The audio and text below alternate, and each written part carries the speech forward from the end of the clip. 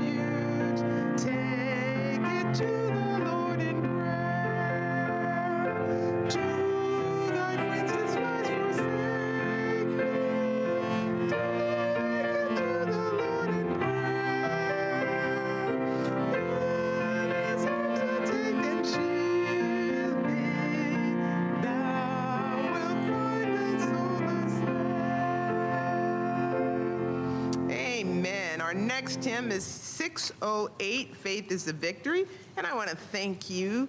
As we sang, What a Friend, I could hear those right near me singing as he is our friend. So I want to thank you. Thank you. You were singing as if he was our friend. Faith is the Victory, hymn number 608, first and last verses.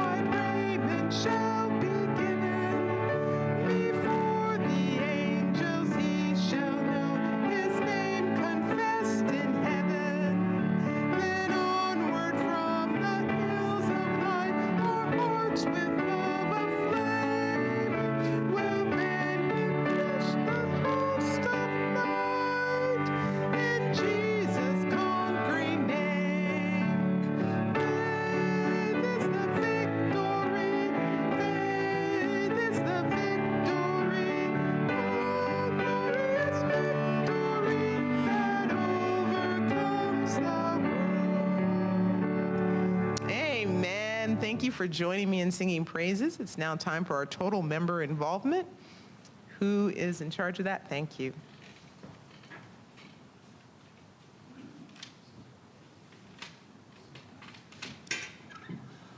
Thank you for those beautiful songs. It's really faith is our victory, isn't it? It's great. Well, happy Sabbath. And welcome to a nice, cool day. I love it. It's kind of unusual, but it's nice. TMI, total member involvement. I want to bring up two things this morning and to share with you. We have in our bulletin a flyer, and on the bottom of it is just a prayer list. And I was starting to look at those prayer lists. It's getting long. But that's something we can pray for, isn't it? Each one of us can pray for these people in our church. Yes? I want to know if anybody knows who Janet Cowan is. Anybody know anything about Janet Cowan? She is home, I think, now. She was, well, she had a problem. A couple of weeks ago, she fell down outside her home. She couldn't get up.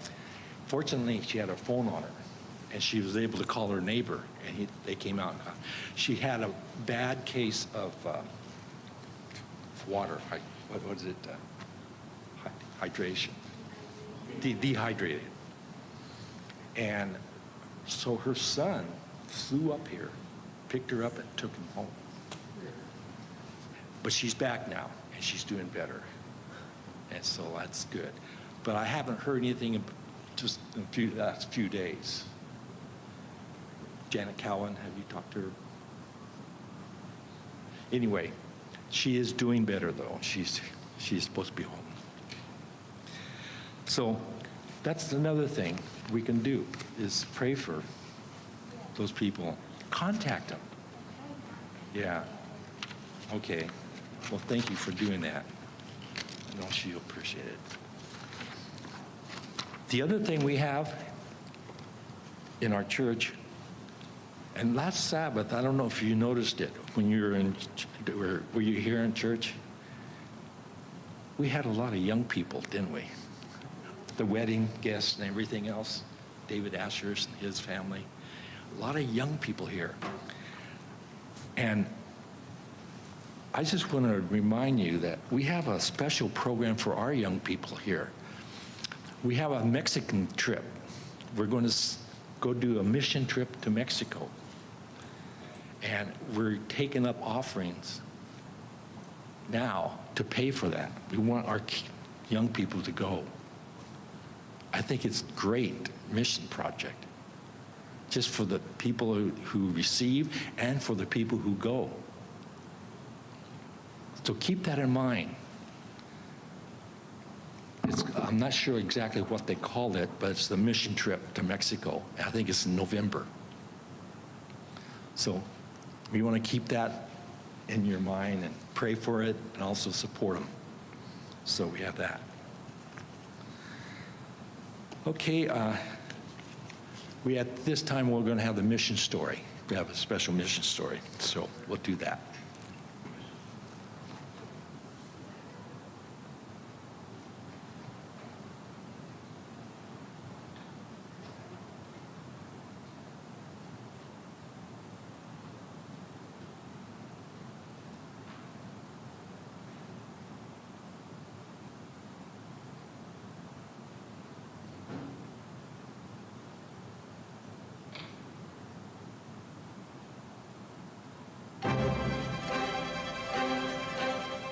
Amid the fast pace of Singapore's city life, a quiet movement of compassion is unfolding. In a city where the elderly often go unnoticed, Seventh-day Adventists, in partnership with Adventist Active Centers, are reaching out to bring hope and connection to seniors, especially within the ethnic Chinese community. In early 2023, a new initiative focusing on Christ Method was launched. Care groups were established, creating spaces where people felt welcomed to visit. Among them was 72-year-old Amy Leong, who quickly became an integral part of the growing community. The The first time I went there, I had no idea what we would do. I just tried to have a positive mindset. There were friends of a similar age with me. We sang songs and we played games. Amy's husband, Simon Jiang, was initially reluctant to attend, but by the end of the year, he too began joining her regularly. Along with spiritual support, social activities are offered, providing opportunities for seniors to engage, build relationships, and experience a sense of community. Both Amy and Simon were non-believers when they first joined, but as they continued to attend care group meetings and worship services, God's Spirit softened their hearts. Today, they are actively engaged in Bible studies with Pastor Kevin Tame and have shown interest in answering the call of baptism. In bustling cities like Singapore, seniors often face loneliness and isolation, feeling disconnected from their communities. With family members busy or living far away and fewer opportunities for meaningful social interactions, many elderly individuals struggle with feelings of neglect and solitude. There are times when I feel unhappy, but I feel better when I go to church and sing. Amy is passionate about sharing her experience with others. She has already invited her sister, a friend, and even tried to bring her son and granddaughter to join Bible studies and worship services. The care group has grown remarkably, and it continues to expand through our spiritual outreach. Please continue to pray for Amy, Simon, and the others on this journey as they explore their faith and prepare for baptism. Thank you for supporting Mission.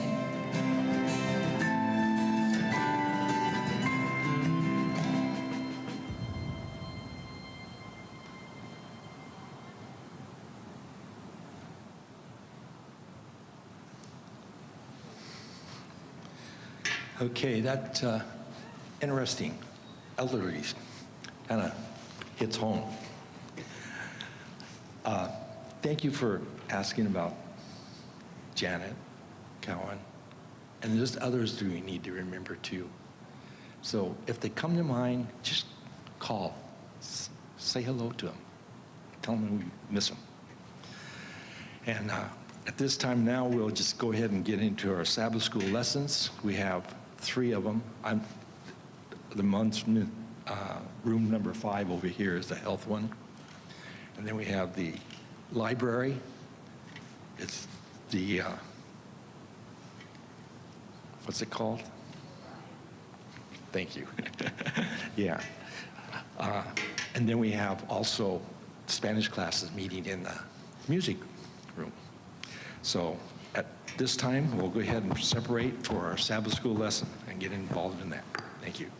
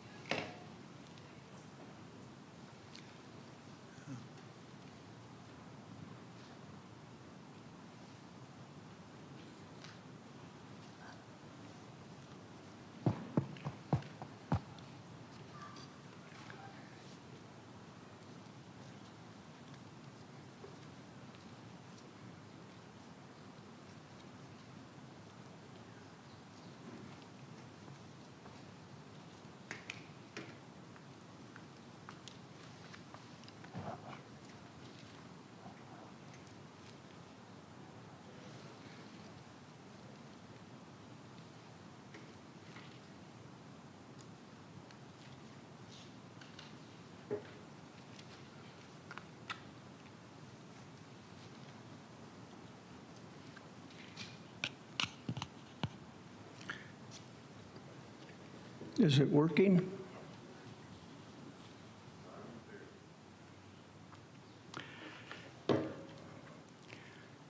Okay, we're on lesson 12 this week. 12 out of 13.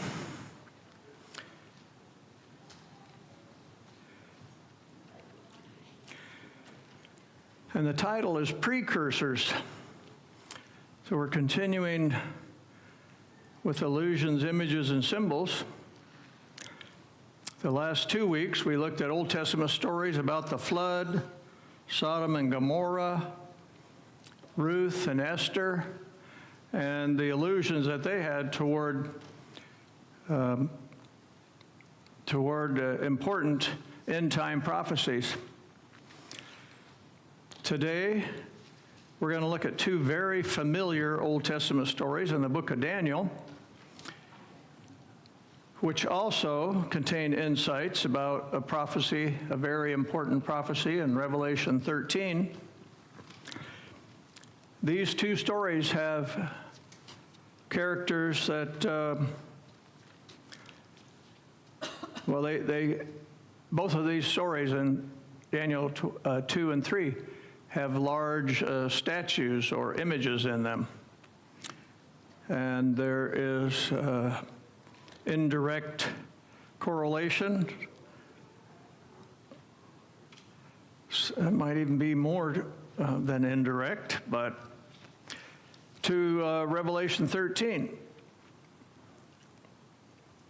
Then we're going to go to the New Testament, to the book of Acts, and we'll read about an experience that the early Christians had in Jerusalem, and which is kind of helps us know how to prepare or what to expect in the end time, last days of the end times.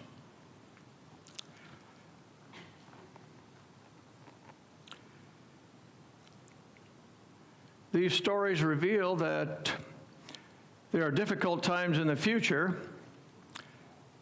but we should not view them with fear. And that's why we have the memory verse that we have today in 2 Timothy 1:7. For God has not given us a spirit of fear, but of power and love and a sound mind. 2 Timothy 1:7.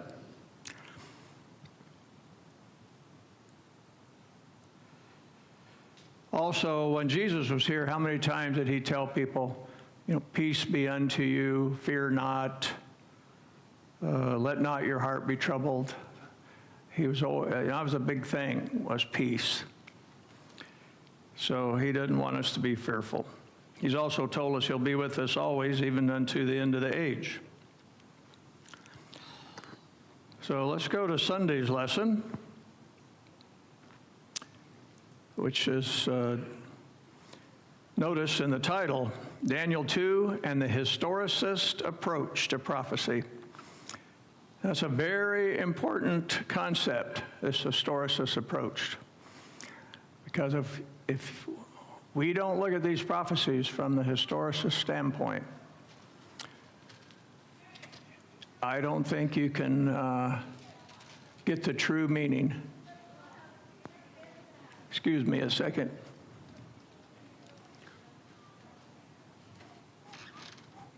Rowdy kids.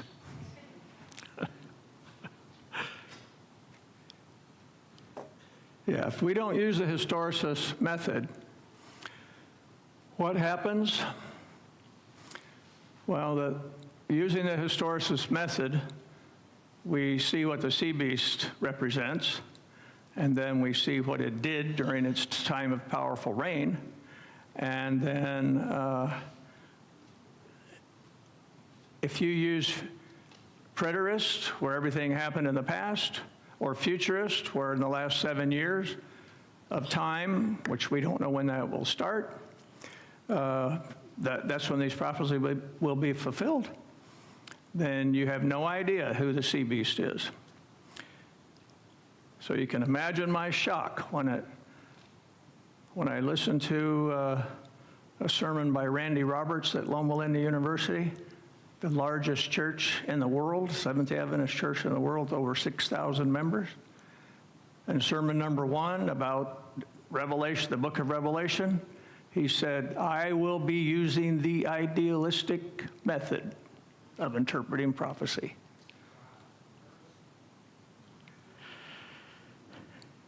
Huh? Yeah, idealist. Which means that nothing corresponds to any specific event. It's just kind of a metaphor of good versus evil. In fact, he even started, before he launched into it, he said, I got an email from a friend of mine, Lee Venden, And he said, Randy, what good has it done the Seventh-day Adventist Church to point out that the sea beast is the Roman Catholic Church? What good has it done? I just couldn't believe what I was hearing. It's on the internet. You can read it. You can listen to it for yourself. It's a series of 7 sermons that he did starting, I think, in October or November of 2023. Okay, so we're going to look at the vision that Nebuchadnezzar had and its interpretation. This is one of the most powerful, important prophecies in all of Scripture. So aren't you all glad you're here today? Okay. What year does this story take place? Think we have any idea of that?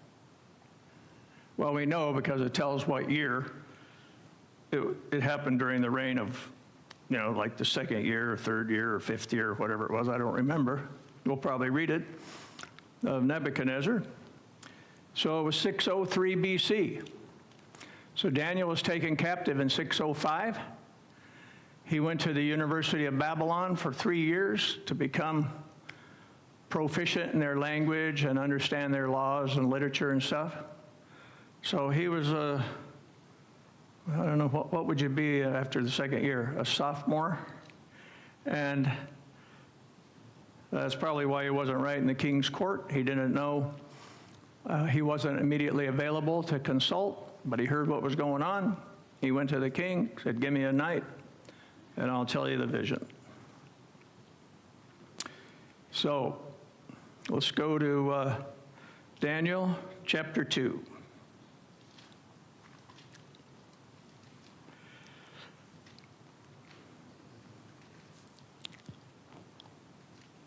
Yeah.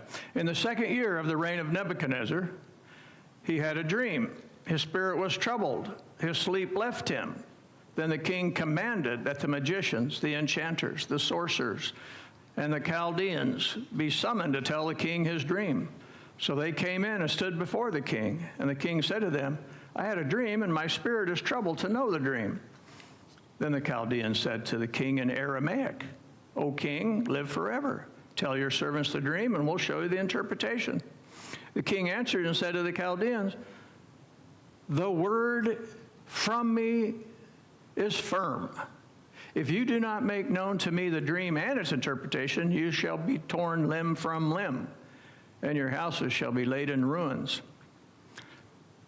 But if you show the dream and its interpretation, you shall receive from me gifts and rewards and great honor. Therefore, show me the dream and its interpretation. And they answered a second time and said, let the king tell his servants the dream, and we'll show you its interpretation. The king answered and said, I know with certainty that you are trying to gain time, because you see that the word from me is firm. If you do not make the dream known to me, there is but one sentence for you. You have agreed to speak lying and corrupt words before me till the times change. Therefore, tell me the dream, and I shall know that you can show me its interpretation. They answered the king, there is not a man on earth who can meet the king's demand, for no great and powerful king has ever asked such a thing of any magician or enchanter or Chaldean. The thing that the king asks is difficult, and no one can show it to the king except the gods, whose dwelling is not with flesh. Because of this, the king was angry, very furious, and commanded that all the wise men of Babylon be destroyed.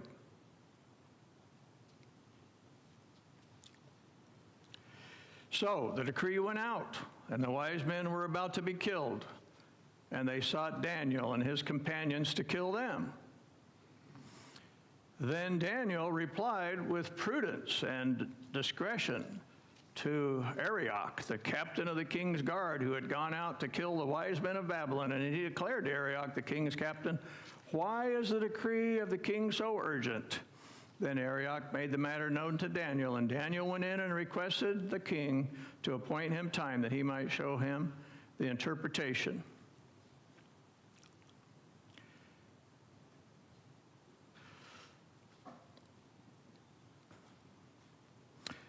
So Daniel went to his home.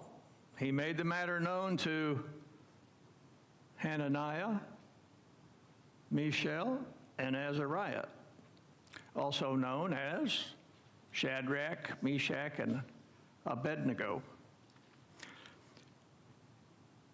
He told them to seek mercy from the God of heaven concerning this mystery, so that Daniel and his companions might not be destroyed with the rest of the wise men of Babylon. Then the mystery was revealed to Daniel in a vision of the night. Then Daniel blessed the God of heaven. Daniel answered and said, "Blessed be the name of God forever and ever, to whom belong wisdom and might. He changes times and seasons. He removes kings and sets up kings. He gives wisdom to the wise and knowledge to those who have understanding." Now, for a young guy, he has a lot of insight here, doesn't he? He reveals deep and hidden things. He knows what is in the darkness, and light dwells in him.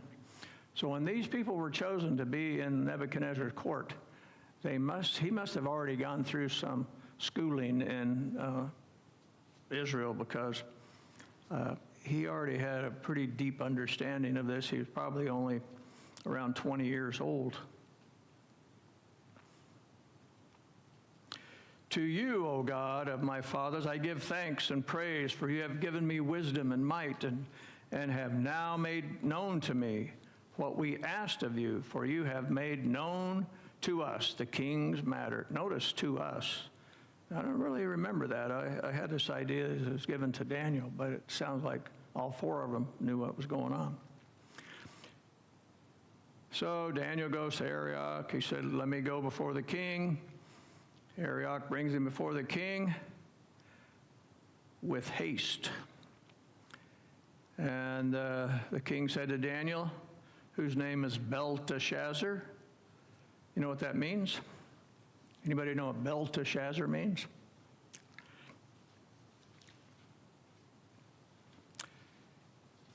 So, how would you like to have been Daniel and been given this name?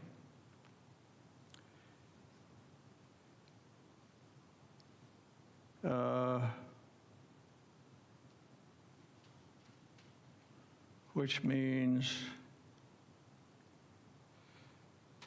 Bel will protect you, I think it is. Bel protects his life. Bel protects his life. So Bel was it's funny, these pagan gods, their names changed, and what they did changed down with time. And so Marduk was the supreme god of the Babylonian people in this era. And his name changed to Bel later on. But so anyhow, Nebuchadnezzar names Daniel Belteshazzar, which means Bel protects his life. That would kind of bother me, I think. Here I am, a Hebrew that believes in the God of heaven, and now I have a name that means this pagan God is protecting my life. Okay.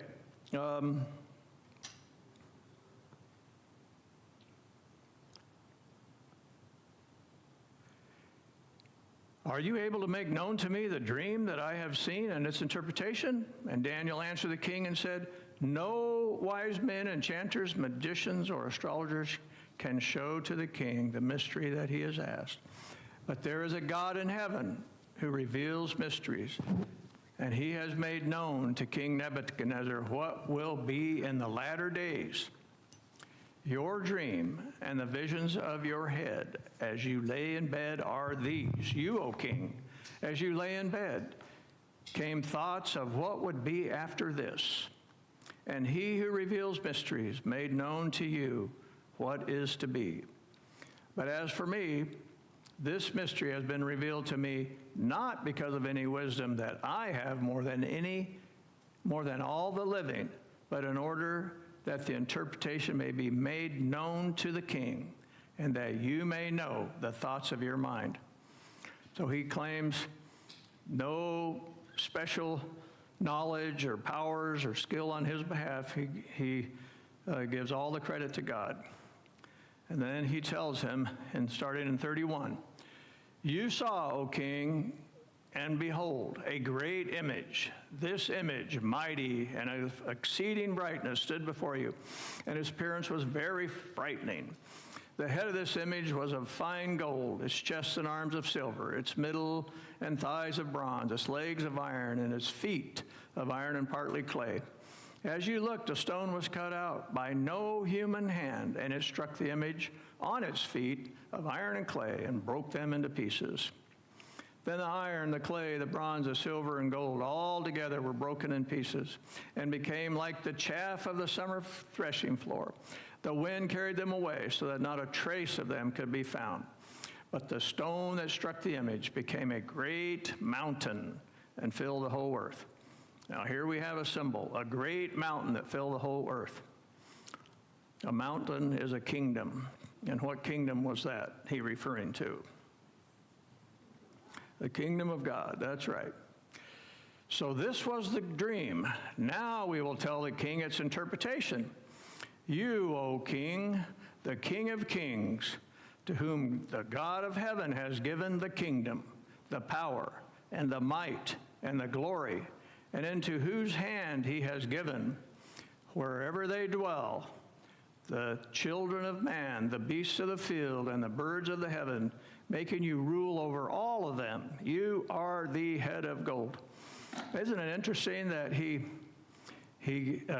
says that he gives them kingdom, power, might, and then he talks about him almost like he's the creator. He's wherever people dwell, the children of man, the beasts of the field, the birds of the heaven, you rule over them all. "But another kingdom inferior to yours shall arise after you, and a third kingdom of bronze which shall rule over the earth, and then a fourth kingdom." I'm kind of going to skip down here a little bit.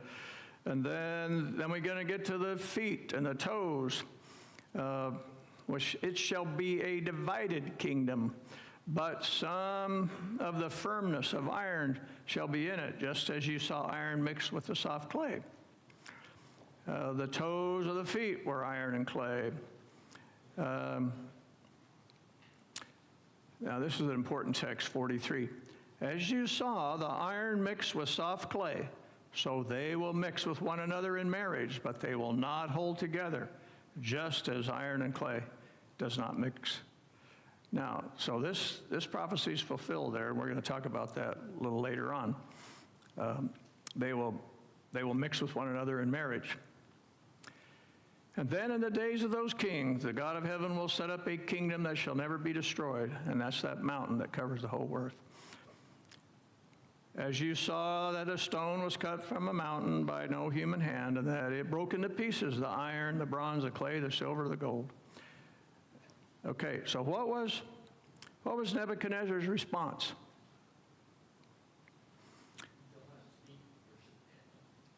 Yeah, the king fell upon his face and paid homage to Daniel and commanded that an offering and incense be offered to him. So I don't think he quite got the connection there. Daniel wanted no glory. It wasn't because of him. The God of heaven gave it to him. And then he said, "Truly, your God is the God of gods, the Lord of kings, a revealer of mysteries, for you have been able to reveal this mystery." So how well did he understand that God had given that to him? Was he converted at this moment?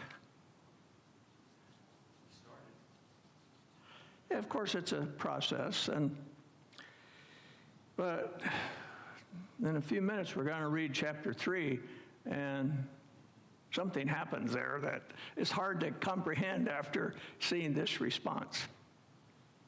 So then the king gave Daniel high honors and many gifts, and made him ruler over the whole province of Babylon, and the chief prefect over all the wise men of Babylon. You think that would cause some jealousy, huh? And Daniel made a request of the king, and he appointed Shadrach, Meshach, and Abednego over the affairs of the province of Babylon. But Daniel remained at the king's court. So he gave to Nebuchadnezzar the history of time from his perspective there in Babylon all the way down to the second coming. A very long prophecy. It's called an outline prophecy, not a time prophecy, because a time prophecy is specific, like 70 weeks, 2,300 days, 1,260 days. This is an outline prophecy that just covers a long span of time. And most of this has been fulfilled down to our time, but the second coming obviously hasn't been. So, using the historicist approach to interpreting this, we can look back and see who these countries were. And we know that the head of gold was Babylon, the chest was the next kingdom that came, Medo-Persia, the abdomen of bronze and was Greece, who came after the Medo-Persian, and then after that, the Roman Empire. And the Abundstra says in the lesson, this is what the texts demand. The use of the historicist approach is crucial for understanding last day events. So we're in the toes, waiting for the rock to hit.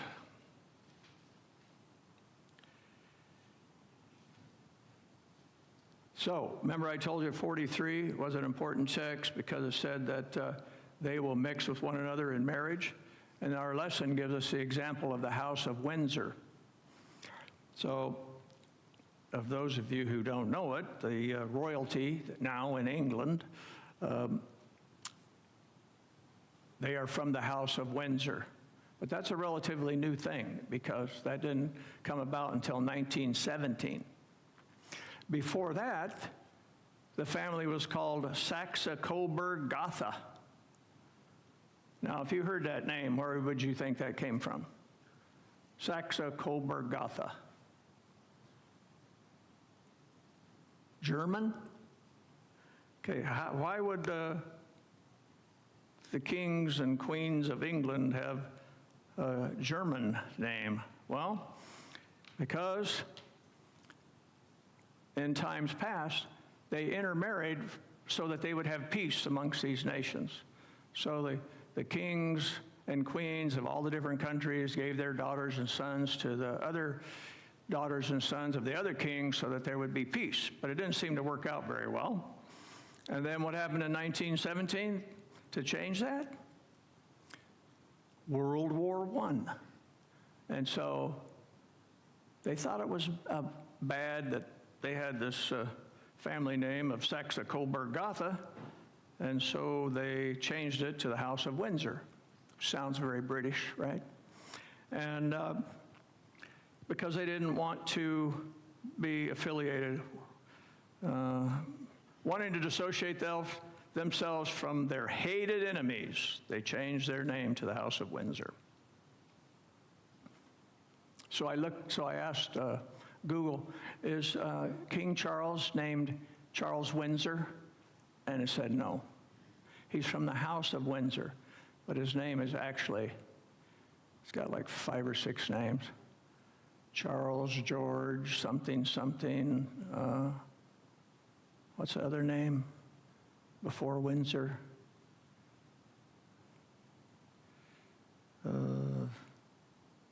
Mountbatten, yeah.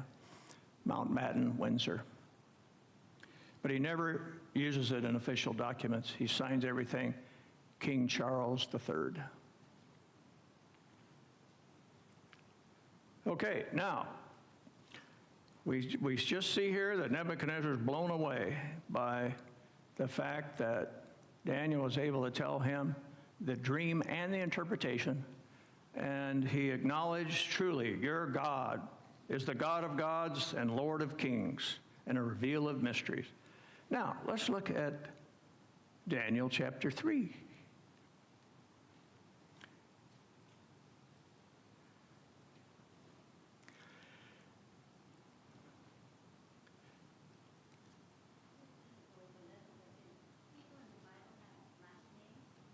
No, I don't think so. she asked if people in the Bible had last names. Well, nobody gives them one, so I think it was like David, the son of Jesse. So I don't know, maybe somebody became David Jesse, but would have, I don't know. So it starts out, it doesn't give us any background or anything. It just said, King Nebuchadnezzar made an image of gold whose height was 60 cubits. And so I asked, I Googled, what was the time span between 2 and 3? And some people think it was 16 years because there's some notation in an old Septuagint Bible that said there's 16 years. So there's really nothing in history. We aren't given any clue to how long this was, but if it was 16 years, it would kind of help understand that it seemed like he forgot what had just been said about it, like 2 verses before, and now he's building this image of gold, which, what do you think that indicates? That after he's been told about this image with the different metals, and Daniel telling him, you're the head of gold, but other nations will follow. And then he builds a whole statue of gold. What is that? What is he?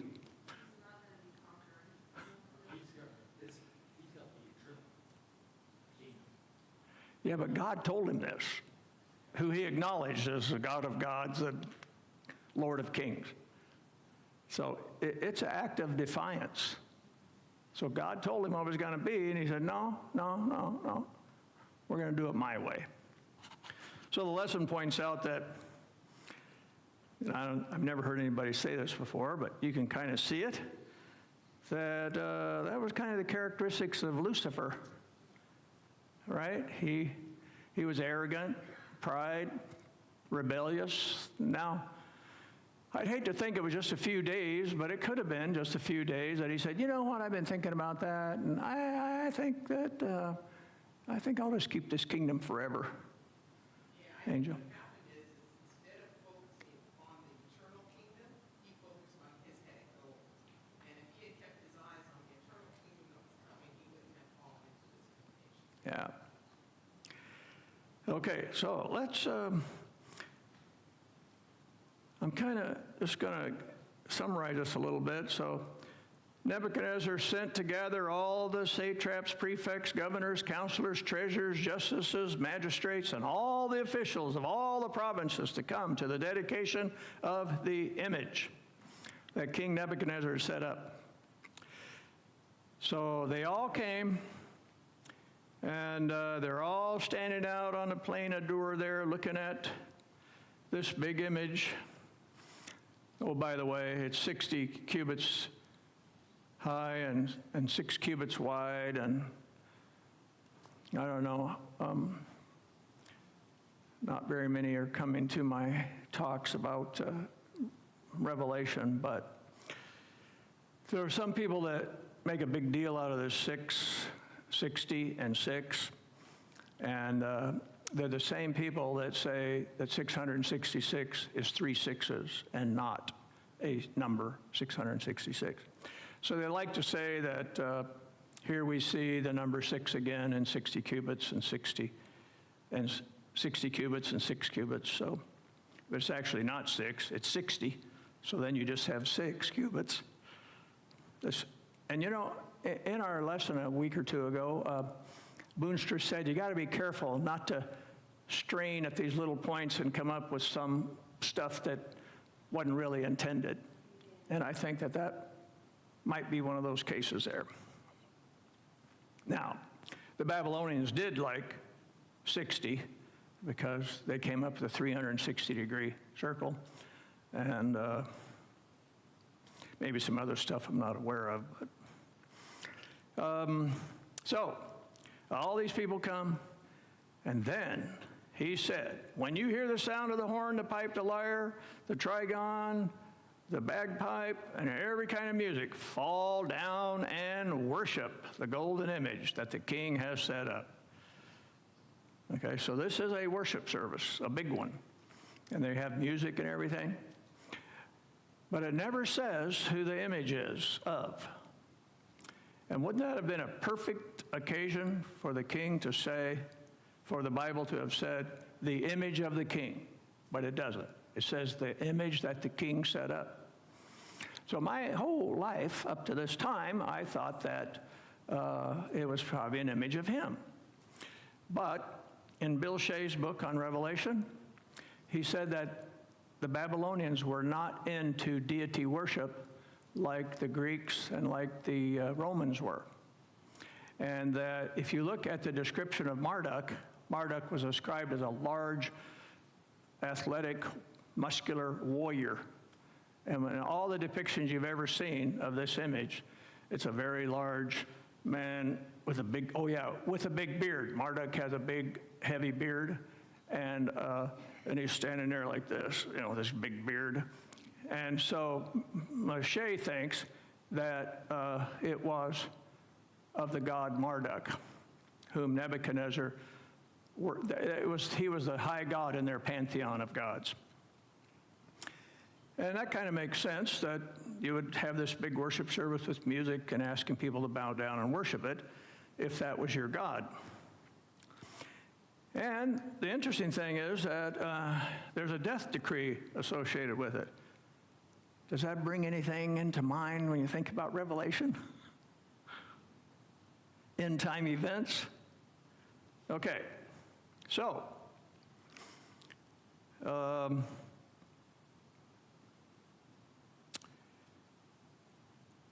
they asked this question in our lesson about the only three people that are described in this, which must have been a large congregation, that refused to fall down and worship. So as the music played and the people bowed down, Chaldeans came forward and maliciously accused the Jews. They declared to the king, "O king, live forever. You, O king, have made a decree that every man who hears the sound of the hornpipe, lyre, trigon, and every kind of music shall fall down and worship the golden image. And whoever does not fall down shall be cast into a burning fiery furnace. There are certain Jews whom you have appointed over the affairs of the province of Babylon, Shadrach, Meshach, and Abednego. These men, O king, pay no attention to you. They do not serve your gods or worship the golden image that you have set up." Now, isn't that a clue right there, that it was a god and not Nebuchadnezzar himself? So I think that we can pretty safely conclude that this image was of Marduk. Rob? Yes, it's interesting here, this whole setup. There's certain Jews who didn't bow down. Well, the same thing happened in the story of Esther. Right. Last week. These Jews, Mordecai did not bow down to. Right.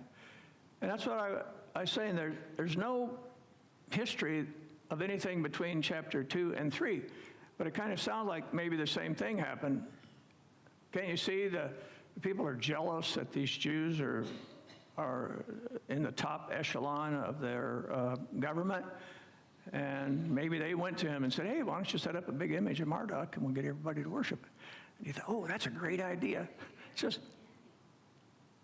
yeah, Daniel's not mentioned, so I think Daniel did travel from time to time to other provinces, because later on we have some visions of him, and he's not in Babylon. He's on the shore of some river, and he has a vision, right? Oh, yeah, the other interesting thing I thought was this first vision of these last days was given to a pagan king, not to one of God's people. Isn't that something? And as you go through, so the first one's a pagan king. The second one in Daniel 7, Daniel has a vision. The third one, I think Daniel 8, he is awake on the shore of the river, and then God comes to him. So they experiences get more personal and more lifelike as we go from 2, 7, and 8. Okay, So Nebuchadnezzar's furious. He commands them to be brought forward, so they come forward. And they say to the king, "We have no need to answer you in this matter. If it be so, our God whom we serve is able to deliver us from the fiery furnace, and he will deliver us out of your hand, O king. But if not, be it known to you that we will not serve your gods or worship the golden image that you have set up." Then Nebuchadnezzar was filled with fury. So, you know his story. He throws them in the furnace. A fourth person appears. They don't get injured. And then Nebuchadnezzar was astonished. And he declared to his counselors, "Did we not cast 3 men?" And he said, "But I see 4 men unbound walking in the midst of the fire, and they are not hurt. And the appearance of the fourth is like the son of the gods." How would he know that? Anyhow, Nebuchadnezzar came near the door. Must have cooled off because the 7 that threw him in already were dead. And he declared them to come out, and they did. And then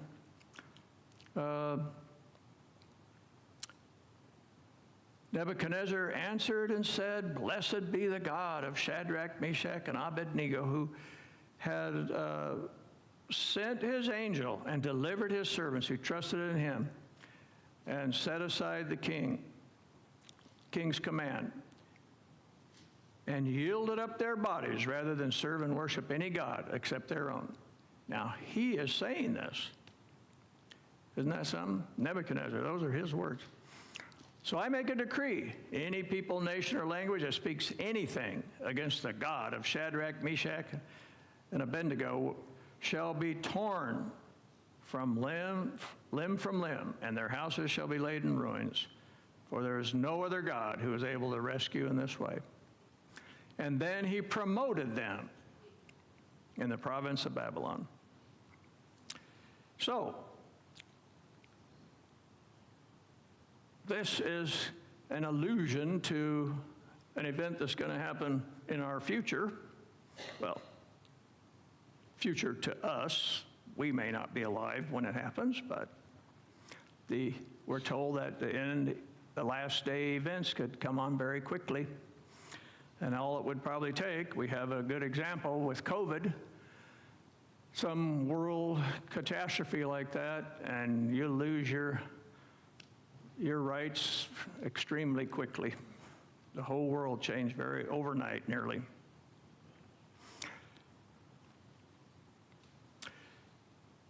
So Jesus told us in Luke 16:10, "Who is faithful in what is least is faithful also in much, and he who is unjust in what is least is unjust also in much."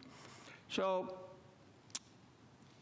they want to talk about rationalization in our lesson here. Wouldn't it have been easy for them to just say, what difference does it make if we bow down to this image, and we'll be alive and we can tell people about God? And so they could have just bowed down, but they didn't. And someday we may be faced with this option, and what will we do?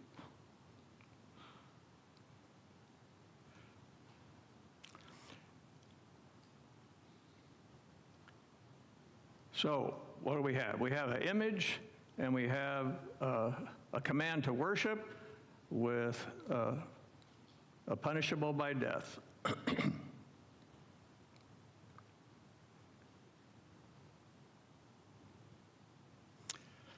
So let's look at,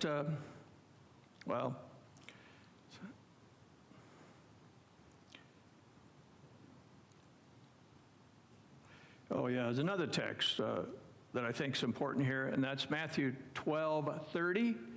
"He who is not with me is against me." The final events are going to be a dramatic manifestation of this truth. So let's go to Wednesday's lesson, and we'll look at a couple of examples, it's one example in the story, more than one person involved, but so we have these two image examples, a death decree. And now we're going to look at an early church story. In the first century, the first Christians, in Acts 12, 1 to 17.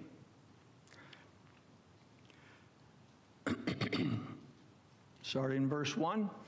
About that time, Herod the king laid violent hands on some who belonged to the church. So here we are in Jerusalem, and we see that. And why did he do that? Because he saw that it pleased the Jews. The Jews were happy. They were killing the Christians, even though the first Christians were Jews. He killed James, the brother of John, with the sword. Now, there are 3 James in the Bible. So this James is James, the brother of John, the sons of Zebedee. So he's so excited that the Jews are happy, he arrests Peter. And this is right before the Passover, during the Feast of Unleavened Bread, like the week before the Passover. When he seized him, he put him in prison. You know, people didn't languish in prison like they do nowadays in our civilized, quote, civilized societies. I don't think their prisons had to be very big, because they came in and they were dealt with quickly. And you got the death penalty for almost everything. So Peter knew that James was just killed. Then he gets arrested. And so I think he probably knew what his fate was going to be. But earnest prayer for him was made to God by the church. When Herod was about to bring him out, verse 6, on that very night, Peter was sleeping between 2 soldiers, bound with 2 chains, and sentries before the door were guarding the prison. Must have been a very important prisoner. I mean, it's like worse than solitary confinement. You're chained to 2 people and got guards at the gates. And behold, an angel of the Lord stood next to him, and a light shone in the cell. He struck Peter on the side and woke him up, saying, "Get up quickly." And the chains fell off of his hands. And the angel said to him, "Dress yourself, put on your sandals." And he did so. And he said to him, "Wrap your cloak around you and follow me." And he went out and followed him. And he did not know what was being done by the angel. He did not know that what was being done by the angel was real. He thought he was seeing a vision. But when they had passed the first and second guards, they came to the iron gate leading to the city.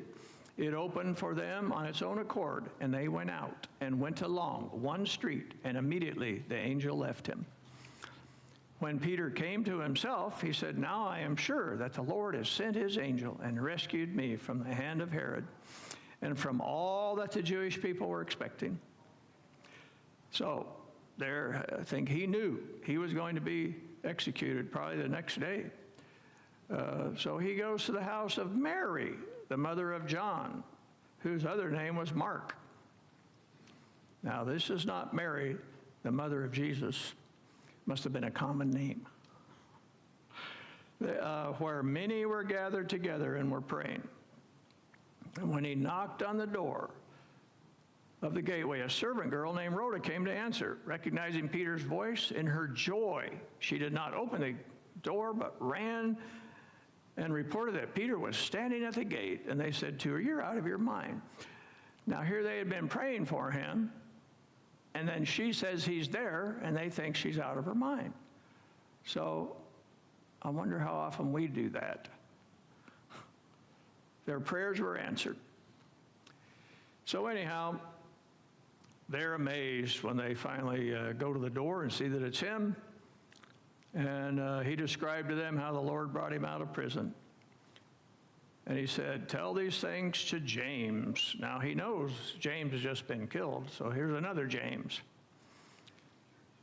This is James, the head of the church. Was that he was a brother of Jesus or not? Yeah.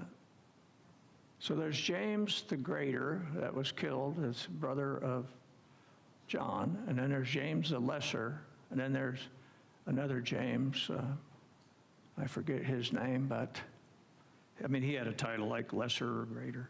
I actually took a picture of it so I could educate you about it, but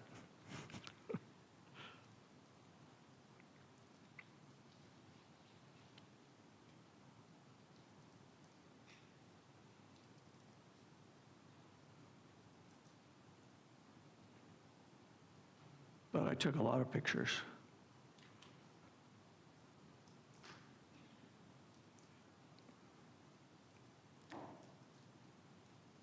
About the mark of the beast and the canon laws.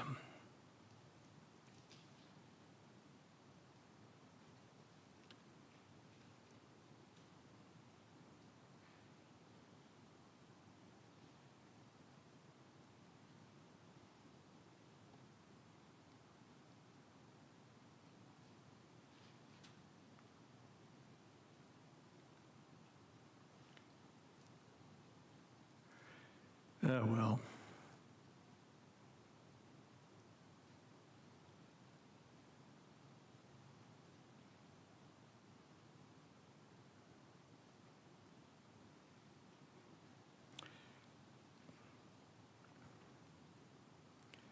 We have more important things to discuss.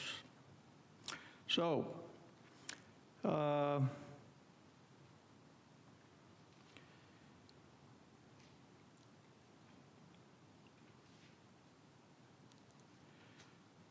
I think one of the, this is an allusion to what will happen in the last days. And what happens? Some were spared, some were killed. And as we get to the end of time, the same thing will happen. And even though Peter was spared at this time, later on he wasn't. And even though Jesus told him how he would die, he still said, "Follow me," and Peter did. Are we willing to do that? Even the threat of death should not keep us from following the Lord. Okay, Thursday's lesson. See what kind of allusion we have here. It's entitled "The Mark of the Beast." So as the years have passed, future to us, there will be another image that will be commanded to worship, and there will be a death decree. And then it says in our lesson, this has not yet happened. Some have expressed doubt. And I wrote down here, among Adventists, among SDAs, are SDAs now starting to doubt this? That this is going to happen? Even skepticism about our interpretation of final events. So I think it's talking about Seventh-day Adventists, including how Sabbath and Sunday could be central to the final conflict. Rob? Yeah, I even saw, an Adventist group who said maybe there's not going to be a Sunday law. Oh, so Rob just said he saw something on the internet that's from an Adventist post that said maybe there's not going to be a Sunday law. Well, according to Revelation, worship is going to be a major theme in the last days. And it's not going to be, if you're going to be an atheist or if you're going to worship, it's going to be who you're going to worship. Everyone's going to worship. The gospel will have gone to the world. Everyone is going to understand a lot of this like they don't now. There are going to be changes in the events of history, and Revelation is clear. Only two classes of people will exist. those who worship God and keep his commandments, and those that follow man's law, or in the Bible what was called tradition. Jesus talked about tradition. He called it leaven, right? So the leaven, which a symbol of sin, and so now the title is The Mark of the Beast. So just a couple sentences, Moonstra makes a point that the book of Revelation is clear. We will either worship the Creator or the beast and its image. Because the seventh-day Sabbath is the foundational sign of God as Creator. And God as Creator is why he's the only one that we should worship. That the Sabbath, which is a memorial of that creation, would be central. It is no coincidence that the beast power is the same power that claims to have changed the Sabbath commandment from the biblical day to Sunday, which has no sanction in the Bible. With this background in mind, the idea of Sabbath and Sunday being involved in the issue of worship, again, either the Creator, who set aside, hallowed, sanctified the seventh-day Sabbath as a memorial of his creation, or the beast. And it also says that if you worship the image of the beast, you are worshiping Satan.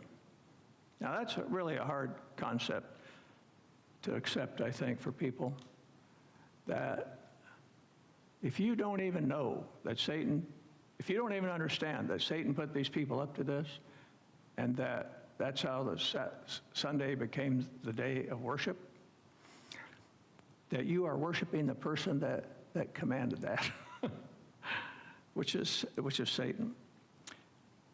And I had an opportunity at Talina's wedding. I asked David Ashrick. He was kind of standing out by himself, so I walked over. And I said, David, you might, I mean, I'm sure that when you go to gatherings like this, people are always, bothering you, and you might like your peace, but would you indulge me for a few minutes here and tell me what you think about the image of the beast? And he goes, oh, absolutely, Dan, yeah, I'd be happy to. And he said, and he gives me his take on the image of the beast, and which is, so that, remember that the sea beast received a deadly wound. The deadly wound was healed. Then the sea beast links up with the earth beast, and then an image of the beast is made. And the image of the beast decrees that there should be a death penalty for not worshiping on Sunday. If we look back in history, what happened in, March 7, I think, 312, Constantine made a law that the lawyers, the courts, the artisans and stuff in town, in the city, should rest. And he said it because of the venerable day of the sun, so they should rest on Sunday. So now he was supposedly converted just a short time before this as he crossed the Milvian Bridge coming into Rome to take his title back from a couple of usurpers. And he saw this vision of a cross, and it said, under this sign, conquer. And so he thought, well, you know what? I think this means I should be a Christian. But here in 312, he makes this decree, but he makes it because of the venerable day of the sun, because sun was big. Sun worship was big in the pagan Roman Empire. And they liked to pick up other gods from nations that they conquered. And Mithras is the sun god of the Persians, and they incorporated that in their pantheon of gods. And so it really had nothing to do with with anything against the Jews or anything against the Bible or Sabbath worship. He was just making a day of rest in honor of the sun god. And then, as the years went by, there were more and more decrees and just got more powerful. Finally, the Catholic Church said that, and I have pictures of all this, but we're going to run out of time, so I won't give you the exact dates and the names of the councils and this and that. But they said that in order to be saved, you have to do the 7 sacraments. And they are baptism, communion, confession, last rites, and a couple more. And then they said, you have to go to communion, and you have to go to confession, and then just slowly it became where you had to go to church on Sunday, like at least one day a year or something, and in order to be saved. And if you didn't, then you had to go into purgatory. So all these people lived in fear that, if I don't do communion, if I don't get last rites, if I don't do this. And in the old days, they usually charged for last rites because everybody wanted to keep their loved ones out of purgatory and go straight to heaven. So then the priest would charge a fee, and then that way their loved one escaped purgatory and got to go to heaven. So they made a lot of money doing that. In fact, they built a lot of St. Peter's with that money, the St. Peter's that you can go visit right now. So,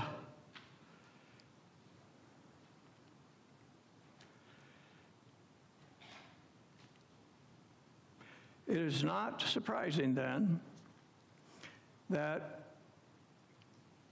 Satan would create this counterfeit day, Sunday, and that he would decree over years that we would have to worship on that day.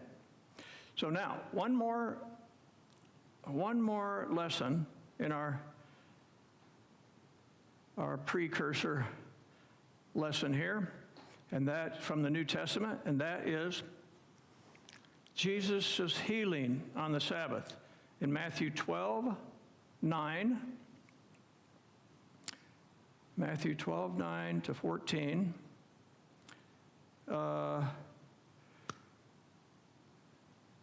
Jesus went on from there and entered the synagogue, and a man was there with a withered hand. Now, this is not the temple, this is a synagogue. And they asked him, is it lawful on the Sabbath? So that they might accuse him. And he said to them, which of you, if it has a sheep, falls into a pit, will not take it out?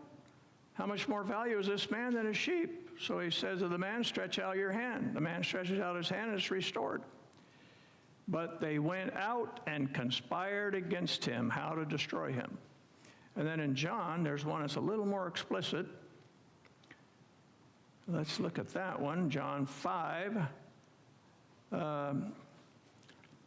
So Jesus is at the pool of Bethesda, and there's a guy laying there. He's been an invalid for 38 years. Jesus sees him laying there, and he said, would you like to be healed? And he said, sir, I have no one to put me in the pool when it's stirred up. And so Jesus just says to him, get up, take up your bed and walk. And the man was healed instantly. He stood up, took his bed and walked. This was a Sabbath day. So the Jews said to the man, well, I'm going to skip down a little bit.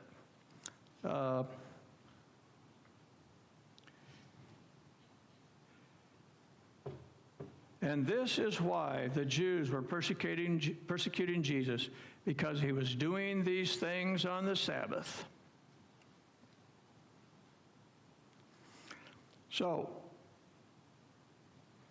wow, so some places says, and they started plotting to kill him, but we don't have any more time.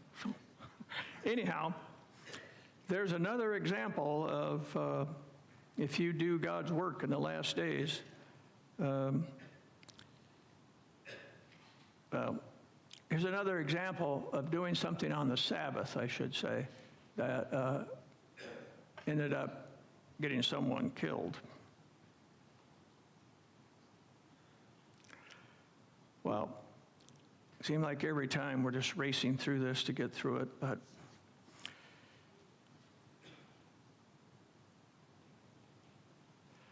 death because of human tradition. Nothing in the Bible forbade healing on the Sabbath.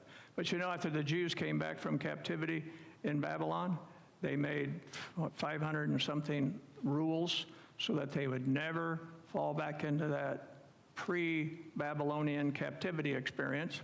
And they, that was one of their rules. You know, you can't do this, you can't light a fire, you can't carry a handkerchief, you can't do this, you can't do that. And I guess they decided you couldn't heal. I never read those 500 and something rules, but so human law versus God's law. And in both of these stories, the contested law centers on the biblical Sabbath. Well, we have one more lesson to go in our allusions, images, and symbols. But I thought this was kind of an interesting one. I hadn't seen some of the allusions in these stories, so it was kind of nice to have that pointed out. So let's have a word of prayer. Dear Father in heaven, we're thankful for these lessons. We're thankful for the Bible stories that reveal to us future events. And we're thankful that in all these stories, you insert hope for us and tell us you're going to be there for us and support us and in some cases protect us. So we're thankful for that. We're thankful for the scriptures and especially the end time prophecies that help prepare us for future events. So be with us now in the upcoming service. May everyone receive abundant blessings during the communion service and fellowship together afterwards. In Jesus' name, amen.